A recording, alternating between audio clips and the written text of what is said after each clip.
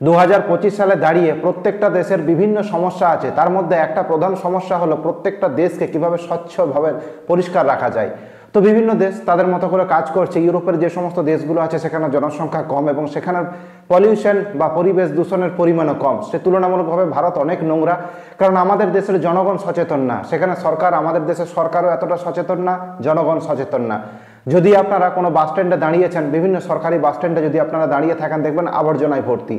Local ট্রেনে যদি চেপেছেন, দেখবেন যেখান থেকে ট্রেন ছাড়ছে সেখান থেকে পরিষ্কারভাবে ট্রেনটাকে ছাড়া হচ্ছে, সেখানে কোনো নোংরা থাকে না বেশিরভাগ ক্ষেত্রেই।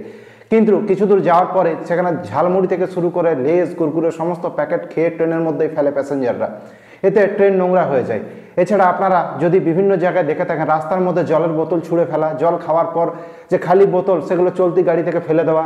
রেলওয়ে স্টেশনে আপনারা দেখবেন প্রচুর বোতল, যেগুলো বিসলারি থেকে শুরু করে বিভিন্ন যে জলের কোম্পানির বোতল আছে রেলওয়ে ট্র্যাকের সাইডে পড়ে থাকে।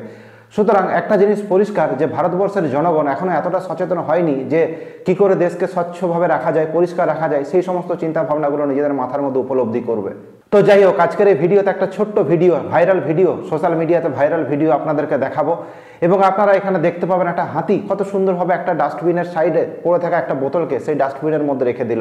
আশা করবো আপনারা এর থেকে শিক্ষা নেবেন এবং বিভিন্ন জায়গাতে আপনাদের বাড়ির ছোটদের শেখাবেন এবং নিজেরা পরিবেশকে দূষণমুক্ত করবেন এবং দেশকে স্বচ্ছ এবং পরিষ্কার রাখতে আপনারাও সাহায্য করবেন। এবং উইথাউট সব লোকের কন্ট্রিবিউশন ছাড়া আমাদের দেশ পরিষ্কার হতে পারবে না, কারণ নোংরা প্রত্যেককে পরিষ্কার করতে হবে, আবর্জনা প্রত্যেককে সরাতে হবে, সরকার এবং পাবলিক। দেখে নিন সেই ভিডিও। আর ভিডিও ভালো লাগলে অতি অবশ্যই ভিডিওটিকে লাইক করে দেবেন, চ্যানেলে সাবস্ক্রাইব করে নেবেন, আর আপনাদের মূল্যবান মতামত অতি অবশ্যই কমেন্ট সেকশনে লিখে জানাবেন।